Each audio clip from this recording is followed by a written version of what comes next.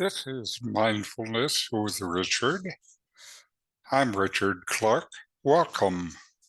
This series focuses on meditation, particularly mindfulness meditation. We'll start with a few minutes of meditation. Mindfulness is present moment awareness, paying attention on purpose in the present moment, non-judgmentally, fully receive whatever is experienced, then let it go.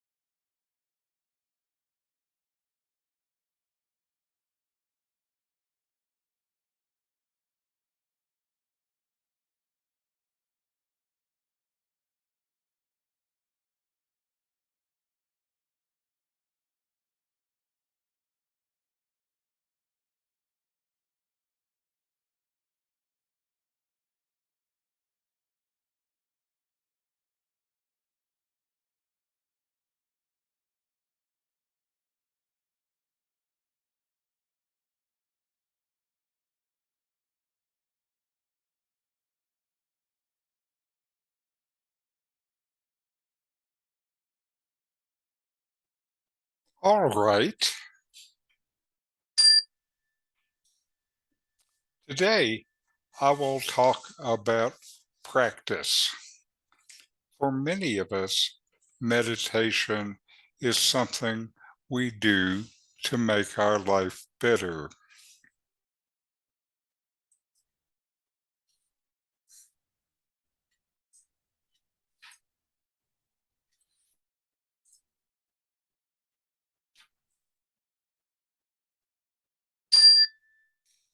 All right.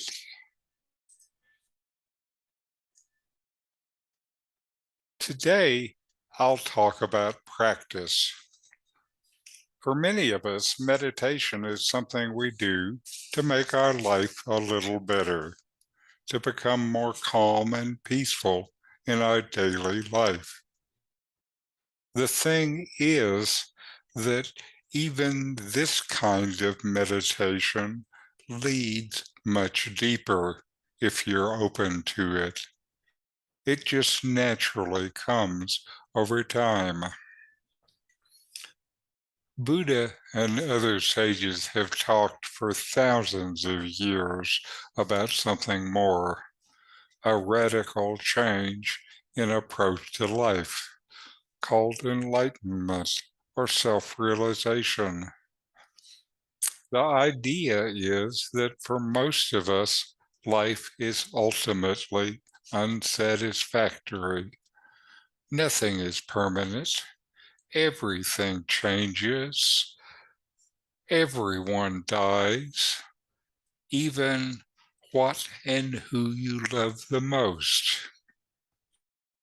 These all have their roots in ideas of the mind, from mental habits, from conditionings and tendencies and desires. Self-realization is where you break through these mental ideas to live your life alive in this moment, full of freedom and happiness. Many different practices for enlightenment are taught, but they all come down to one thing: the practice that brings self-realization, that brings enlightenment, is knowledge, not conceptual mental knowledge, but the deep self-knowledge that comes from the direct knowing of yourself. This kind of knowledge comes from dwelling in and as the awareness itself, instead of within the ideas of the mind. The mind sees the world and ourselves as objects, as things, but we are not an object. We are the awareness that knows these objects. So be the knower instead of holding on to things that are known. This is stepping past conceptual knowledge, stepping past the mind. A practice you can do with the mind, though, is discrimination. Discrimination is a practice, a step in the direction of this deep knowledge of yourself. Discrimination is simply looking within yourself, within your experiences, and noticing the many things that are transient, that come and go, and notice that there is something that does not come and go. With discrimination, your whole starts a lesson on things that are just temporary, and you pay more attention to what is not, what is always there. Practices like discrimination are something that you do. The knowledge is something that you are. Discrimination removes from your sense of identity anything that is impermanent, anything that is creative, anything that is known objectively. Discrimination makes a space for deeper knowledge. As we discriminate, our focus becomes more internal towards what we see is always there, even when everything else that is discriminated out is eliminated. Discrimination shows us that we are not anything that can be dismissed. Rather, who we are cannot be eliminated since it's always there. So just relax and trust. Your desire for inner peace will continue to bring growth. The natural direction of life is towards wholeness. This happiness that comes up from within ourselves will well up and encourage you to continue this inner quest. Now we'll have a video from Turiya Moore on discrimination. In the beginning, when we try to meditate, and to get the benefits of meditation that we hear about, so like being more free of anxiety, being more positive, being more calm, more clear, more focused, and also maybe a lot of things having to do with physical health, does not require a lot of depth in meditation. What it requires is a steady practice, doing something like watching the breath every day, or just about every day, once or twice a day, short bursts of concentrated stillness, and developing the ability to, developing the commitment to do it, but also the understanding that when you're doing your meditation, it's got to at least feel decent, right? And so the best way to feel decent, if your mind's wandering, you're having trouble with the breath, you're physically fidgety, you have anxiety, you have negative thoughts or something, just keep bringing your mind back to the feeling of the breath without controlling it, and learn to leave the meditation and feel absolutely successful that you did your best, okay? It's, in the beginning, a lot of the benefits that we hear about in the medical field and Western science about meditation, those can be obtained that way. And that kind of a meditation can evolve into something like 20 or 30 minutes at a time. And you're just doing something. There's a lot of techniques out there that are like that, where you're just kind of like inhaling this, exhaling that, focusing here. You'll get a lot of the benefits. But when you read books about deep spiritual experiences, saints communing with God, St. Francis communing with Jesus, Yogananda hooking up with Krishna, or when you talk about that kind of meditation, going deeper spiritually, having a direct relationship with the divine, the way I would define, if we're moving deep, would be, it's never going to be like visions, crazy astral experiences, out-of-body weirdness. Half the time when people experience those things, it's because they fell asleep and they don't even know it. Because you can get used to meditating and be really straight spine and be completely asleep. And you just go off into subconscious. You go off into dreamland, and you'll have dreams related to whatever you think about meditation, whatever you want about meditation. And you might come out thinking you had this mind-blowing, great spiritual experience, and it was literally a subconscious dream. But the way to know if your meditation specifically, what I'm talking about when I say depth, it's this experience. It's an experience of, I want to say it right,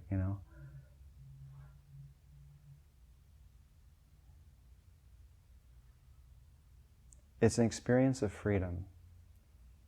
And in other words, you don't feel like you're meditating, you don't feel like you're doing a technique anymore. You might even be doing it, but you're observing a different experience inside where you feel free. And when I say freedom, what I mean is the part of, so I can only speak about my own experience, the part of my consciousness that divides everything up in life into likes and dislikes is gone.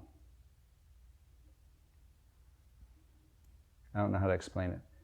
The likes and the dislikes go away, and you're completely aware, and you feel free. And that's the direction, and that's my personal experience. It's sort of like I've read books, and my teacher Yogananda says, that the personality isn't who you are, the habits aren't who you are, that you're the awareness, you're the soul, that inside of you, sort of like in a way trapped inside of you, is the awareness that you're one with everything. That it's all good, that everything that's happening is happening for a reason, even crazy things that we see in the news. It's all for some reason to help the soul grow as it goes through all these different stages of life and stages of awareness and different forms of life. And we get all caught up in the movie, we get all caught up in the drama, and it feels like life sucks, or we personally, our own identity, becomes way too big. It becomes big. It's more important than anything else, and our own thoughts of ourselves, our own fears about ourselves, become so big that they block out everything that's beautiful.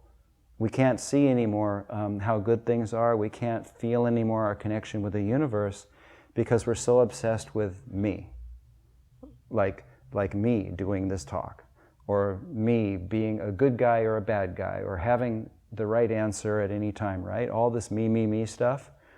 And it's the same thing with recently I had to buy some clothes for something, and I hate buying clothes. And it's like a big thing, but I was thinking about it because when I was a kid it was a big deal. Because I get all this ego thing about my little haircut, my little outfit, what how to look cool but not look like you're trying to be cool, and it's like all this stuff that destroyed me in high school, but it's like I'm 56 years old, and I was, my way of dealing with it was just, I'll just never buy anything but t-shirts for the rest of my life, that I don't have any stress about that. But then walking into a place to buy a suit and everything, I get all freaked out. And I was having these memories, of what, it's almost like muscle memory of this insecure, needy, egoic crap, right? Okay, those things, when I'm having a good meditation, are gone. But the other thing is, it's there have been times in my life where, different things have happened. I don't want to say the exact things, but in family and different things where, let's say, I felt hurt or I felt like something was unfair. I don't know if anybody's ever experienced that on this planet. Sometimes things don't feel fair. We've experienced some kind of unkindness, right? And, it's hard to let it go. It's hard to look at that individual and say, it's all good, and really feel it, and really that's the reality, right? Okay, but in a deeper state of meditation, for whatever reason, a higher state of awareness, you could say, those things do go. And maybe some people here are already free of that. I'm not. So I'm not saying that you have it, but I'm only talking about me. But there are those certain instances in life where I still have a real struggle to consciously accept and to think about without feeling some kind of wish it was better, wish it was different, wish I could still talk to that person, but it's dysfunctional and I can't. But in that state of higher consciousness and meditation, it's just love. There's no need for anything to be different than it is. And there's also just this inherent knowing that even the greatest difficulties and challenges that we face in life are nothing compared to what's really happening in the long run that we will all eventually know, that we will all eventually realize in our understanding. And so I had a little topic tonight, and it's discrimination. But I wanted to start with that because I think everybody has to have their way of having that understanding personally, your own personal experience of clarity. Because once I had that experience, then it became my life goal was to live in respect of what I knew. Even though you come down from that experience and then you look at those same people and you're like, you can go right back to the way you were, but I still remember that there was a place where I could be where it was all okay. And so I choose to validate that memory and choose to try to live in that awareness, right? Because I do not have that experience in every meditation. And so when you're talking about discrimination, a lot of times we use discrimination, that word in our language could be all about separating, right? There's a lot of bad connotations with discrimination, right? And so we're thinking anti-discrimination, we want to include everybody, which is great. We're moving forward, that's wonderful. But spiritually speaking, that's not at all the way I think about that word. For me, my goal, I'm not always doing this, but my goal would be to use my discrimination, use my understanding, my experience, my know-how to make better choices in my life, to support that experience of oneness that I believe and remember from meditation. And so I know that you can read in every great spiritual tradition that we're all one, that we're all children of something, and there's some kind of a purpose and whatever, that we're all created equal in some way. Those things just seem to make sense to me. But it doesn't look that way in this world. And it's so easy to get up, drive your car, go to your job, look at the news, listen to the radio, and start judging everybody, start dividing up the world into groups that we accept, groups that we hate, groups that we love, groups that we run away from. And there's people on the planet that are the source of all evil and the channel of everything negative, and then there's people on the planet that are supposedly doing everything right and everything good. And so everything's divided up into all these categories. And so one way to use discrimination spiritually is to work with our own experience of what brings us freedom. So for me, what brings me freedom is this idea that no matter what you do to me, even if you're hitting me with a stick or shooting me with a gun, I know that inside of you is a part of me. That's my affirmation. That's where I want to be. But that might not be where you want to be. So I'm not here to preach, right?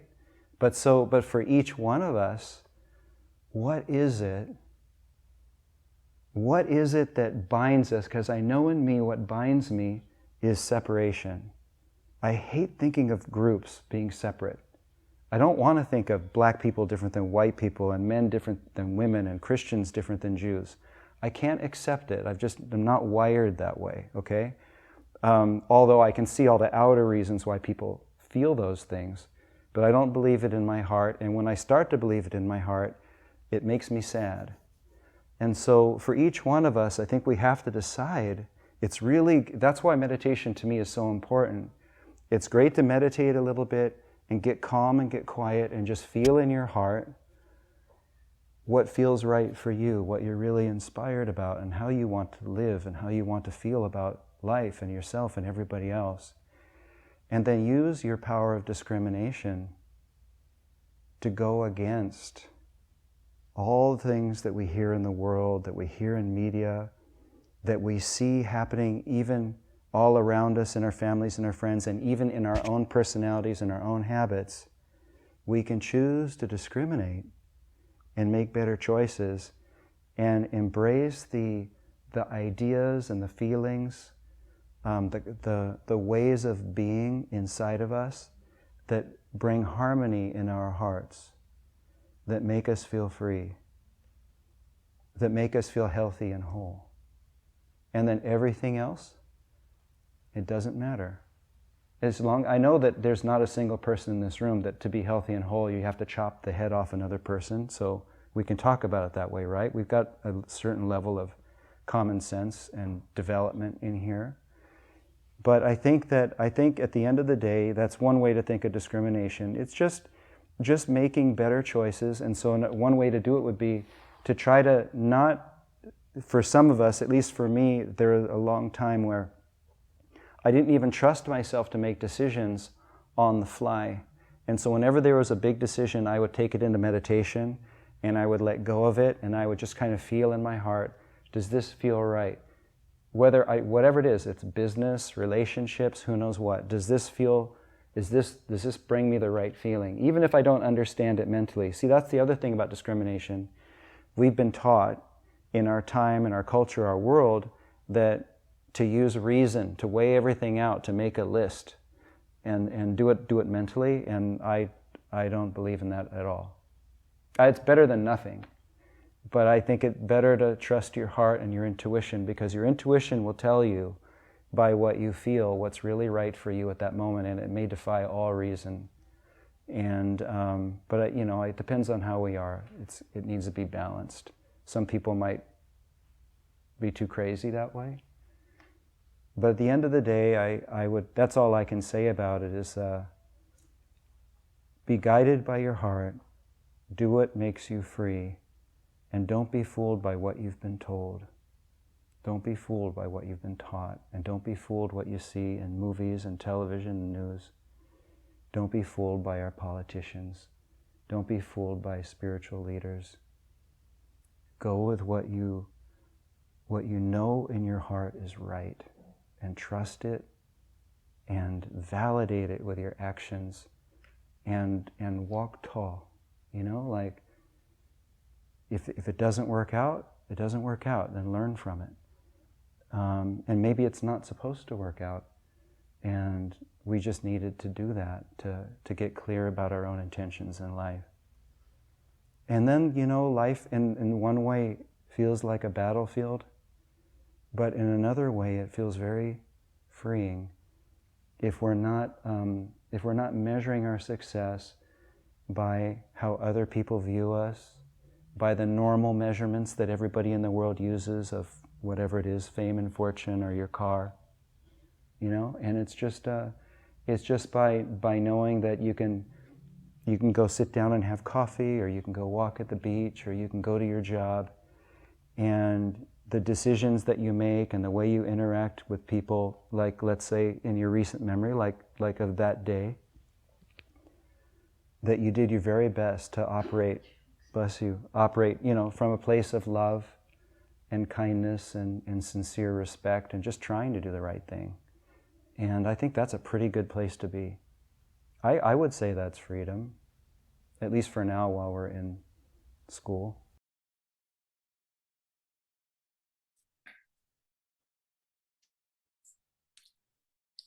And now the final meditation.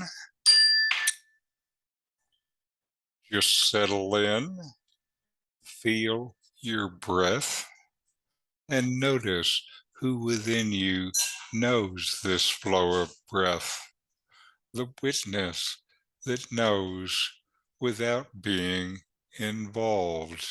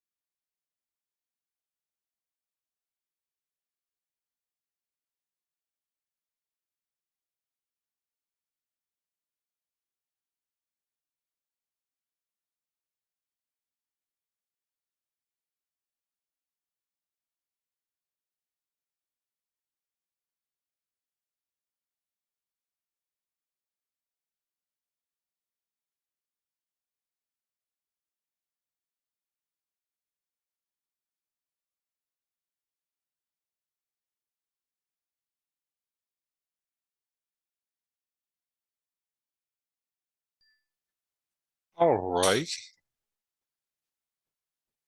Om